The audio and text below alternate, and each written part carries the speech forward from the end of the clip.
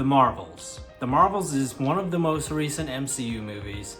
I didn't go see it in theaters, even though I thought the trailer didn't look that bad. I only saw the one trailer. I think it was the first official trailer, not the teaser or anything.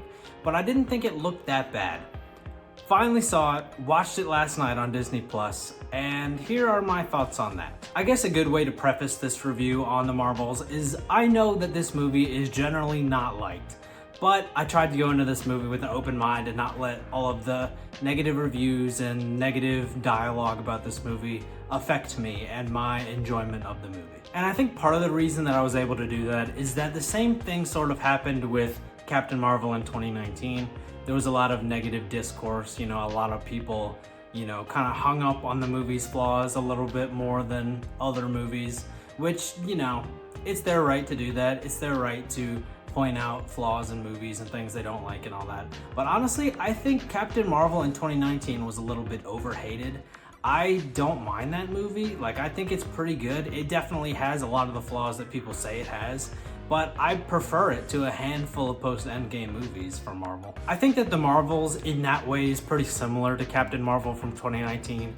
I think it's slightly overhated, but definitely has its flaws. But I do appreciate this movie's ability to do some things that we haven't seen in Marvel, some things that I found kind of interesting, unique, fresh even. The big main fun thing that I found that was fresh in this movie and unique and something we never had in another Marvel movie was the switching places idea.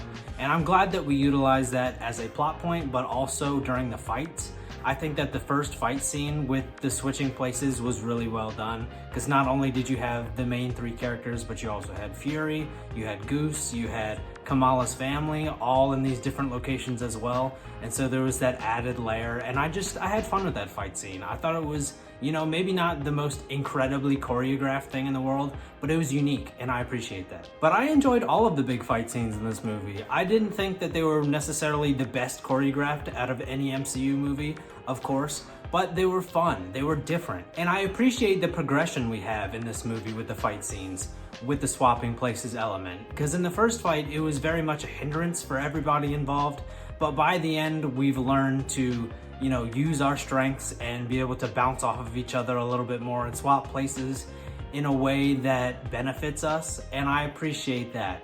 And I think that was probably the most fun and unique thing throughout this whole movie. But I definitely think there's more positives you can take out of this movie other than just the fights. One of them for me was that I could tell that the cast was having fun making this movie. Sometimes, there's movies and shows when an actor is only there for a paycheck, but this felt like everyone was having a good time, from the main three cast members to even the supporting characters. And I have to say that I think this cast had great chemistry. But I guess it's pretty easy to have fun whenever you're off on a space adventure. Speaking of which, I'm glad that we got to see more of the galaxy in the MCU in this movie. We get it in Guardians of the Galaxy trilogy, we get it in the Thor movies, but I always thought that there's just more out there that we could experience in the galaxy. And that's not to say that I don't enjoy our terrestrial movies, the ones on Earth, because I love those too. But I think that it's a big universe out there and there's so much potential that is just untapped. And so it's nice to see new planets or old planets and where they are now. I just think that exploring the universe of the main MCU is more intriguing to me right now than the multiverse. I think that the multiverse has been very hit or miss, whereas the universe in the main MCU is something I care about a little bit more. I think that the CGI in this movie actually looks pretty good, and I know that it's Marvel and they have the potential to put out great CGI, they have many times, but as of late, the last few entries, there have been some dodgy scenes there that don't look quite right, and so I'm glad that this one looks pretty good. There are some scenes in here that look a little bit green screeny, but overall I think the CGI does pretty well. I think that the costuming in this movie is good, but it's not excellent. I'm on the fence a little bit about some things, but it's not even like that the costume doesn't look good. It's that I wish we would have gone a different direction, but maybe that's just my preference. I preferred Miss Marvel's original suit that she had in her show and at the beginning of this movie to the one that she ends up with. That's just me.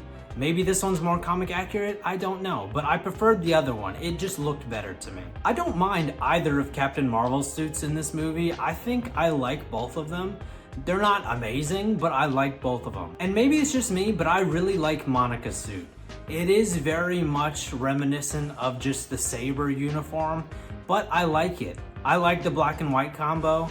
Comic accurate? I don't know. I'm not familiar with the comics like that, but I like it. I think it looks good, especially with it being the first iteration of a super suit for her. I think it looks really good. I think this movie is actually kind of funny, and I know that that's kind of a Marvel staple, you know, every Marvel movie has humor, but I think that this movie has humor that lands and then some that doesn't. I think that sometimes it felt like they were trying to be funny, but the joke didn't quite land for me personally.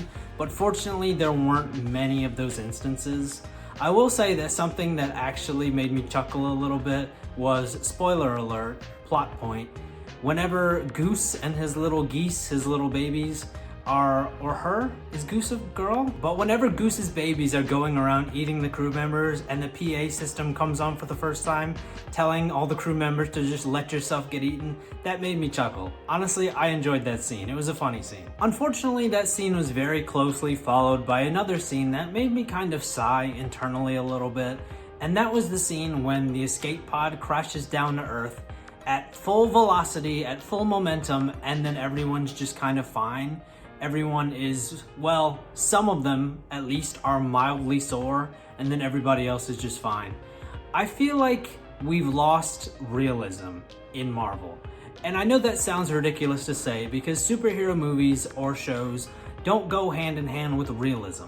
But I'm not talking about superpowered individuals or anything like that. I'm talking about for the random pedestrian, the non-powered person, the civilian. Those type of characters need to have realism so that you can feel the distinction between heroes and regular people, and I feel like we've lost that a little bit. Early days MCU did it really well. I feel like back in the day, in the Iron Man movies or in the first Avengers movie, whatever, there was just this sense of realism from the perspective of the civilian. In Iron Man 3, when Air Force One is going down and all those people are falling, you know that those people are going to die. There's no ifs, ands, or buts about it. If Iron Man doesn't save them, those people are dead. And now it just kind of feels like we've lost that a little bit. Shuttles going down, escape pods going down, full velocity, full momentum. We crash into the ground. And then, is it just me? Is it just me that feels like we've lost our base, our, just level of normalcy that should exist to amplify the supernatural and the superpowered people? I can't help but feel that way. Something that I found a little bit more good and bad in this movie is that it feels to me like Captain Marvel got a nerf. And I don't necessarily mind that because I know that it was a big point of contention in the first Captain Marvel movie where she didn't really struggle in any of her fights. She kind of just felt overpowered and it didn't feel like she was struggling. It didn't feel like there was any real danger of her losing or dying, But at the same time, I feel like we've seen her now in Captain Marvel, Endgame, and then now you're gonna have her in the Marvels. It feels a little weird to give her a nerf now. I think that while a nerf isn't a bad idea, I think that it just feels weird introducing her with new characters, new villain, and then just having her struggle more than she seemingly should. I would have appreciated the consistency of just keeping her the way she was. We made our bed, let's just lie in it at this point.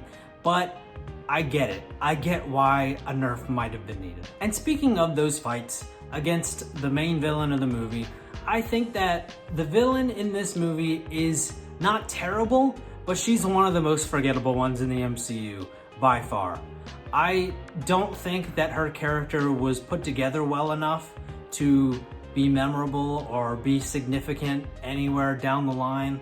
And I think that the same can be said for this movie as a whole, unfortunately. It just feels like both villain and story just didn't live up to what could have been. I think that the short runtime of this movie was both a blessing and a curse, because it was the shortest runtime of any MCU movie yet. So it kind of helps and it hurts. If you don't have a strong story, make it shorter, condense it, don't bore audiences, don't drag it out an extra 30 minutes. So it has that working for it, But at the same time, this movie could have been an extra 20 minutes long. You've got 3 main characters and you're trying to make them, you know, interact with each other in certain ways and get to know each other and bond and all that. And you could have done more with that.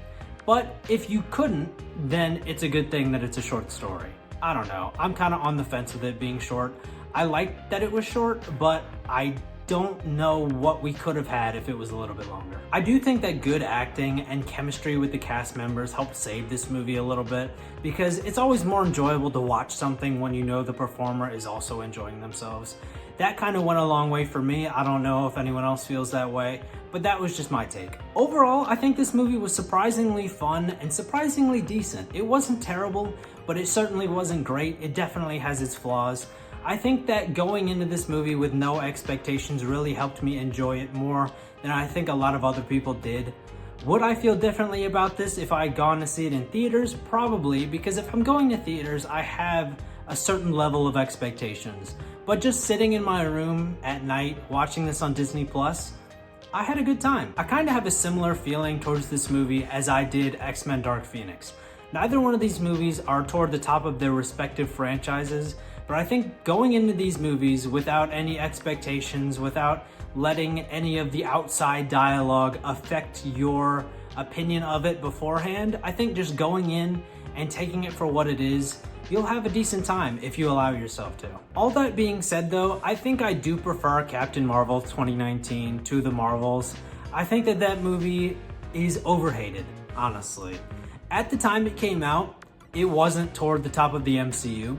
It was toward the bottom, and it still isn't high up in the MCU rankings. But I think with everything that's happened post-Endgame, I have more of an appreciation for that movie than I did when it came out. I guess one last thing I want to mention about the plot of The Marvels is I wasn't expecting this many cameos. And I know that it's not a bunch of cameos, but it's more than I thought.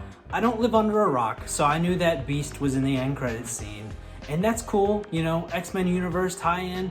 Hopefully that'll lead to something at some point, you know, but I wasn't expecting to see Valkyrie in this movie for a little bit, and I wasn't expecting to see Kate Bishop in this movie for a little bit. I thought those were fun cameos. Hopefully they actually lead to something, but looking at the state of the MCU right now, I don't know if all of those are going to be continued in any way, and if they are, who knows how long until then. I guess the last thing I'll say before I go is that this movie, The Marvels, Thor Love and Thunder, and Ant-Man and the Wasp Quantumania, all filmed simultaneously, and they're all notoriously not people's favorites. As a matter of fact, for me personally, I think these 3 movies would be in my bottom 10 MCU. And that's not to say they're the worst thing in the world. Bottom tier MCU is still pretty decent, but I think that all 3 of these movies could have been great. They just weren't given enough time. They weren't given enough, you know, attention. The stories suffered in all 3 movies, and obviously the CG suffered to a degree in different movies. You know, I'm glad that Marvel has learned its lesson seemingly and has taken a step back and is taking their time a little bit more with future projects. If nothing else can be said for these 3 movies, this whole kind of slew of movies, because you can throw more of them in there as well. At the very least, Marvel will learn from these movies not quite reaching the heights they could have, so that in the future, movies can be better. That's not a guarantee, but it's my hope. But yeah, that's really all I've got to say about The Marvels. If you've seen this movie, let me know what you thought of it. If you haven't seen this movie, maybe I've convinced you to give it a shot. Who knows? But that's really all I've got. If you want to help me out here on YouTube, giving this video a like, commenting on the video, subscribing to the channel, checking out some of my other videos, all those things help me grow the YouTube channel. And until next time, bye.